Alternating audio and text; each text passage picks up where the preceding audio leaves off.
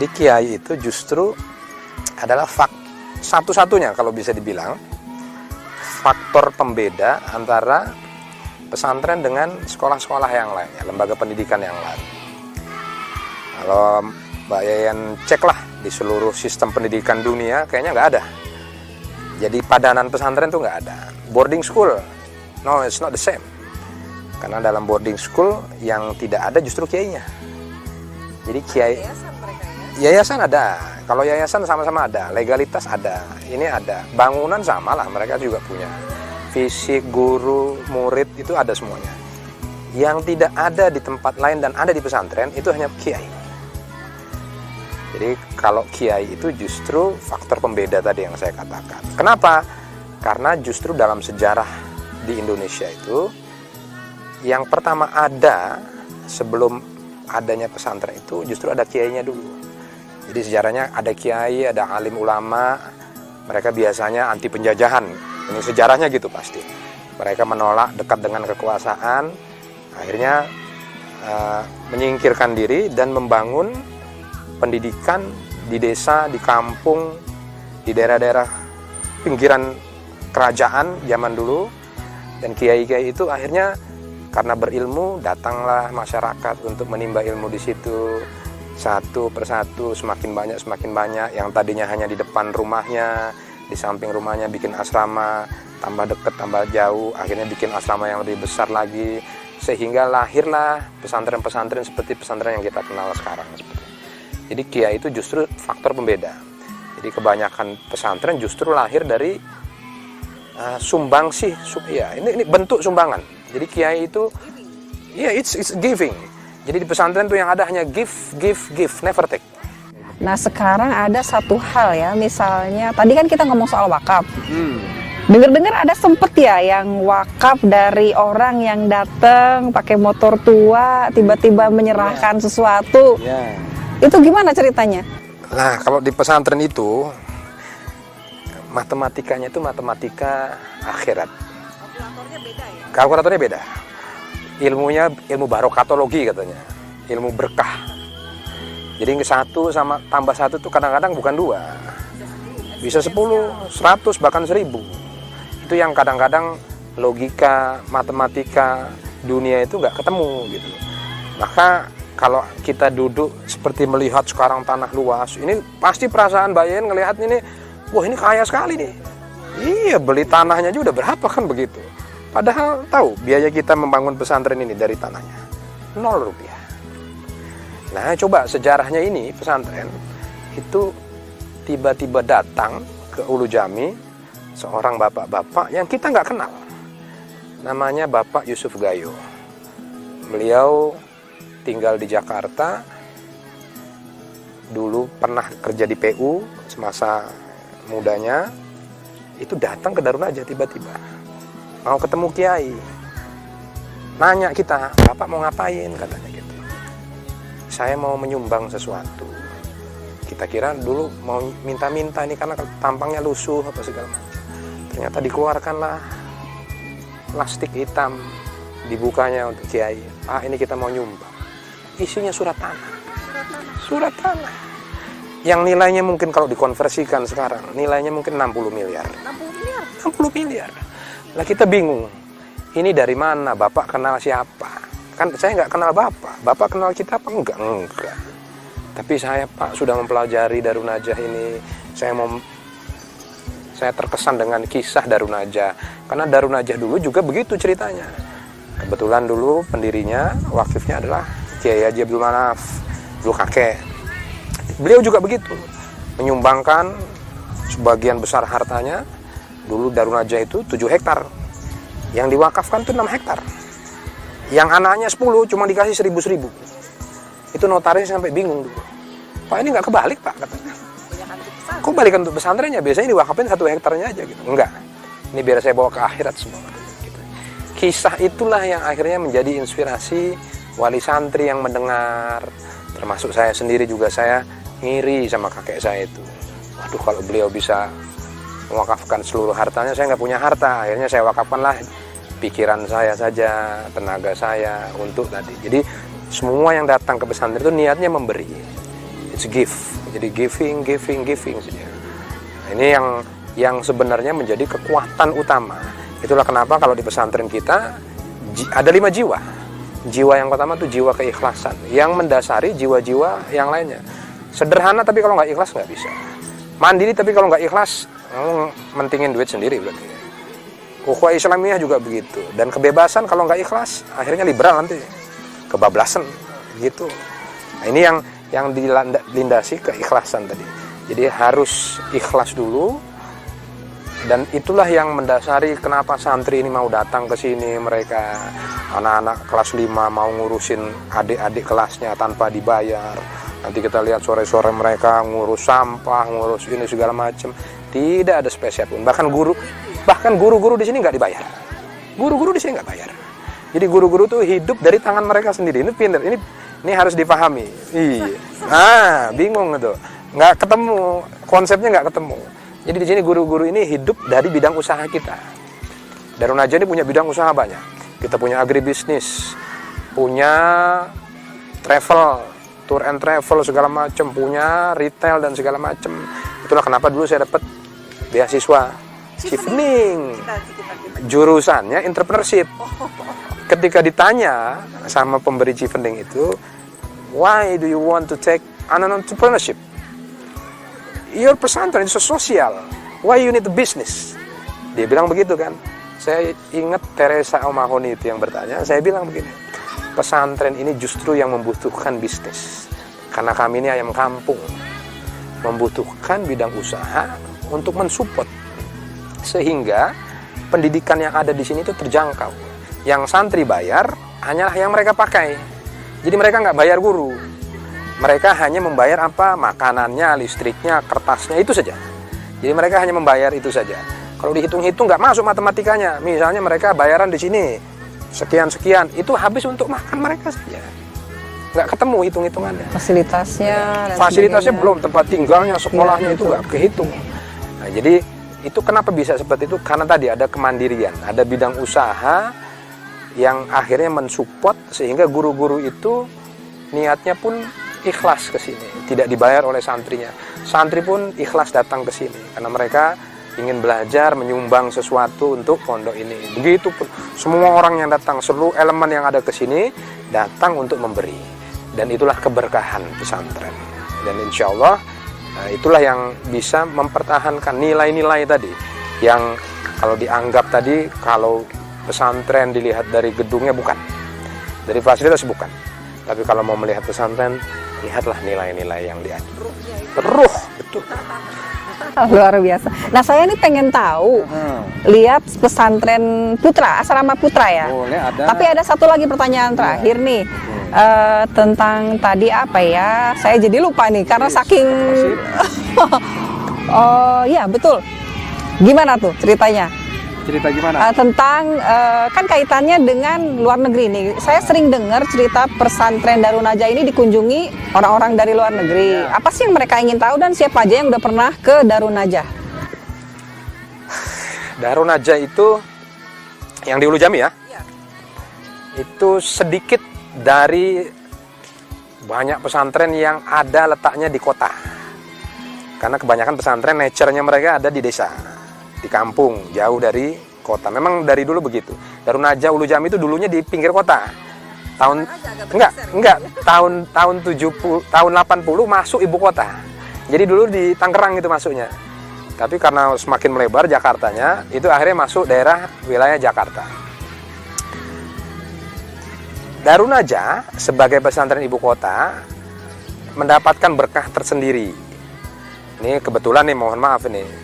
Ini saya ingat itu banyak berkunjung tamu-tamu dari luar negeri, termasuk Perdana Menteri Inggris Tony Blair. Ya. Kebetulan saya ketua panitianya waktu itu di Darun Najah itu.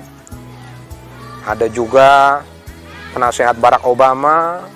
Lalu tidak terhitung lagi dubes-dubes dari seluruh Eropa itu kebanyakan datang ke sini. Menteri Inggris juga sering ya? Menteri Inggris pernah ke situ, Menteri Amerika juga pernah. Saya lupa itu staf ahlinya kalau nggak salah dari Barack Obama kalau nggak salah ya. Ada juga dubes-dubes, hampir seluruh dubes Eropa pernah ke situ. Bahkan presidential friends tiap 17 Agustus itu kan mengundang dari luar-luar negeri. Itu biasanya dibawa ke Darun Najah. Nah, kenapa? Pertama, alasannya kebetulan karena paling dekat. Tempatnya itu satu. By nature itu. Yang kedua, yang paling representatif. Bisa mewakili dunia pesantren di Indonesia. Kenapa pesantren ini yang menarik pertanyaannya? Karena pesantren itu menjadi kata kunci bagi Islam moderat di Indonesia. Jadi kenapa kok Islam di Indonesia bisa membawa Islam, menampilkan Islam yang damai, yang toleran, yang artinya kita bisa bineka tunggal ika, siapapun tinggal di sini silahkan, berwarna kulit macam-macam, rasnya segala macam, ratusan bahasa, berapa macam sambal, pokoknya macam-macam ada lah gitu. Itu semuanya bisa tersatukan dan bisa ditampilkan Islam yang damai tadi. Setelah dilihat, banyak orang melihat, itu berasal dari dunia pendidikannya. Dan ketika melihat dunia pendidikan yang asli Indonesia, yang ada bahkan sebelum Indonesia ini merdeka, itu ya pesantren. Pesantren. Embrio dari pendidikan yang ada di Indonesia. Dan ini pesantren bahkan ada yang umurnya sudah 300 tahun. Di Buntet ada pesantren yang sudah Sidogiri, sudah alumni sudah luar biasa banyak sekali. Gontor sudah hampir 1 abad. Kalau Darun Najah termasuk yang baru. Tapi itu semua menjadi tadi bahwa Indonesia ini apa ya bahasanya tuh? Mengakar kuat karena dan bisa selamat karena adanya pesantren. Ya. Bukti lah. Iya, ini hadiah terbesar bukan hanya untuk Indonesia, iya. untuk dunia. Amin. Gitu. Amin. Nanti ya ke sana. Sambil saya tuh pengen tahu soal kuliahnya, kok aneh di Inggris, kenapa nggak Timur Tengah dan sebagainya lah. Nanti saya ajak ya ke itu. Ya. Boleh minum dulu? Iya, kita. Makasih.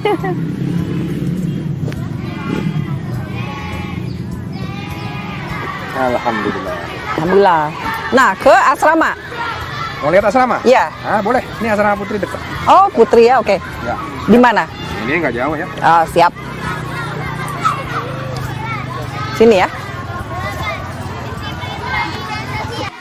Nah, Mbak Yen, ini nih di sini asrama Putri. Jadi kita memisahkan antara putra dengan putri. Itu wajib itu kalau di pesantren. Mereka nggak ketemu antara putra, putri, bahkan di kelas nggak. Ketemunya hanya di masjid. Itu pun di hijab. Artinya hanya mereka ngelihat dari jauh aja lah gitu. Nah, ini Putri. Nah, kita lihat asrama Putri. Apa nggak jumlahnya berapa? Kurang lebih lupa. 50-50 tapi total itu sekarang ada 1045. Oh, yang lebih banyak laki-laki, perempuan? Hampir sama. Hampir sama. Hampir sama. Gender equality nih, Iya. in number. Sama, it's number. Wow. Jadi nggak terlalu berbeda. Tapi yang lebih betah biasanya Putri. Wow. Karena Putri itu kalau kita berteman dia sosialnya lama di situ, senang dia nyaman. Kalau Putra ini kan banyakan dinamikanya segala macam. Jadi yang banyak berkurang tuh Putra, tapi Putra juga banyak masuknya lagi.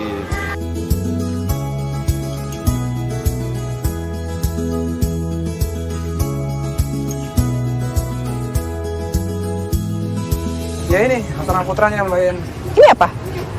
Ini nanti kedepannya jadi dapur tempat makan anak-anak santri. Segini gini? Ya. Terus ini apa lagi selain perumahan itu? guru kita siapkan untuk guru-guru yang sudah berkeluarga. Jadi memang ini nanti konsepnya semuanya untuk asrama putra beserta penunjang-penunjangnya. Jadi ya kayak asrama itu kan ada tempat makannya mereka, tempat kumpulnya mereka, ada kantinnya, ada ini sehingga mereka jadi terpenuhi. Ini Tunisia Garden tuh maksudnya apa nih?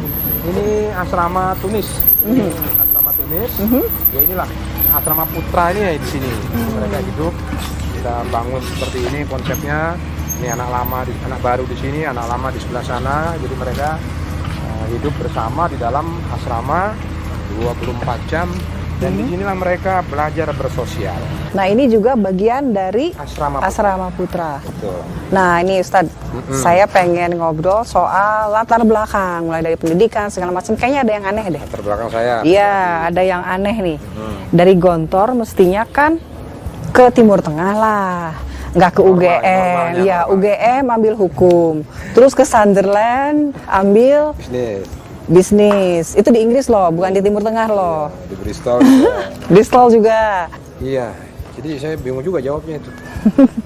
Karena memang normalnya kalau niat jadi kiai ke Timur Tengah. Iya. Lurus itu dari Gontor. Biasanya lurus begitu. Tapi kalau saya itu memang agak belok-belok. Ya, itulah amal yang ingin saya sumbangkan untuk perjuangan Islam dan melalui pendidikan ini. Ngomong-ngomong, kalau di hobi itu kayaknya juga unik juga nih. Apanya unik? Pecinta alam dulu. Motret masih suka motret? Masih. Kiai loh. Oh iya, saya sebelum belum memutuskan untuk berjuang di pesantren, tadinya malah saya mau bikin production house. Sempat melamar sinematografi di Australia. Oh gitu. Pernah waktu itu. Tapi untungnya nggak diterima. Bersyukur Blessing in saya nggak disguise, blessing in Malah kita, disguise. ya, artinya itu mungkin Allah menjaga saya dengan cara seperti itu. Jangan kuliah ke situ, jangan kuliah ke sini, ya udah kuliah ke sini saja. Justru akhirnya bisa ke Inggris itu karena salah satunya tadi nggak diterima di Australia belajar sinematografi, malah belajar ke Inggris, dapat ilmu manajemen, leadership dan segala macam itu di sana. Lebih komplit. Jadi alhamdulillah itu semuanya memberi manfaat yang luar biasa untuk perkembangan pesantren. Nah sekarang manfaatnya banget yang fotografi itu gimana tuh? Fotografi itu kaitannya dengan advokasi. Jadi kita berbicara kaitannya dengan generasi yang mungkin aktif bermedia sosial. Mereka bisa didekati dengan cara-cara yang sesuai dengan zaman mereka, Instagram dan segala macam. Kalau pesantren dicitrakan dengan yang tidak baik, kumuh, jelek dan segala macamnya, generasi muda tidak akan tertarik. Tapi kalau kita ikut berdakwah melalui tadi media sosial dan segala macam, karena media sosial ini kan seperti lautan. Internet ini nggak boleh kita larang anak santri mendekati, justru kita ajarkan bagaimana berenang yang baik. Yang baik itu bagaimana memanfaatkan itu untuk lembaga media dakwah seperti apa. Dan itulah kenapa kita butuh tadi gambar yang bagus, kata-kata yang puitis untuk menyampaikan tadi Islam yang rahmatan lil alamin tadi, untuk menyampaikan Islam yang simpatik, menyampaikan Islam yang istilahnya bisa diterima secara universal. Baik, nah sekarang saya pengen denger banget pesan Ustadz ke generasi milenial, generasinya Republika sekarang ini apa? Termasuk nih hoax ini, melawan hoax ini gimana? Harusnya gimana kita nih? Memang untuk generasi yang sekarang ini, kalau saya berpesan sih sebenarnya begini, artinya bahwa ada hal-hal yang harus kita telaah lebih dalam. Artinya begini, generasi sekarang itu jangan sampai menjadi generasi instan yang melihat kulit luarnya saja. Ini kadang-kadang ada orang melihat yang berkilau itu disangkanya emas, padahal itu loyang. Ini laisa kullama yalmahu zaban, tidak selalu yang berkilauan itu adalah emas. Nah, untuk melihat substansi itu memang butuh usaha untuk melihat itu. Jadi kalau kata golden circle, mungkin Mbak Yen pernah dengar itu di TED ya, itu ada golden circle. Jadi melihat itu lebih ke dalam, melihat lebih substantif, jadi melihat lebih filosofis. Jadi jangan gampang percaya dengan apa yang ada di luar, apalagi generasi informasi sekarang ya cepat sekali menerima dan langsung percaya dengan seperti itu. Dan langsung share. Itu masalahnya. Jadi itulah kenapa kita mengajarkan santri kita tadi, internet itu jangan dimusuhin, tapi gimana caranya mengislamkan internet gitu. Berdakwah lewat internet gitu. Ini kita sebenarnya mengajarkan anak-anak generasi muda itu untuk berpikir lebih kepada sesuatu yang lebih dalam lagi, sehingga mereka tidak terjebak kepada kulit luarnya saja, gampang. Pemahaman parsial tadi yang berbahaya itu harus holistik ya. Harus holistik. Islam itu. Itulah kenapa kita mengajarkan tadi dari yang paling substansi dulu. Sehingga ketika anak-anak itu sudah paham substansi, mereka tidak akan gampang silau dengan sesuatu yang silau-silau tadi. Mudah-mudahan ini, saya yakin Indonesia itu insya Allah generasinya akan menjadi generasi yang bisa memimpin dunia lah. Insya Allah. Kita nggak kalah lah, artinya buat mereka-mereka. Saya rasa itu. Iya. Mbak Yeyen. Alhamdulillah, kita nih cuman berapa menit di sini tapi banyak belajar nih dunia akhirat lagi. Iya, amin. Mudah-mudahan nih bermanfaat. Insya Allah. Mohon doanya, Insya semoga kita Allah. bisa terus menjaga istiqomahan kita, keikhlasan terutama yang mahal nih Insya Allah. istiqomahnya. Iya betul. Mahal istiqomahnya. Kadang-kadang godaannya masya Allah luar biasa. Nah, Apalagi ini- godaan politik, waduh. Iya, jangan sampai tergoda. Nah, gimana Sobat Republika? Insya Allah inspiring dan menginspirasi ya. Mudah-mudahan, amin. Insya Allah itulah perbincangan kita dari Darun Najah. Semoga bermanfaat untuk kita semua. Assalamualaikum warahmatullahi wabarakatuh. Waalaikumsalam.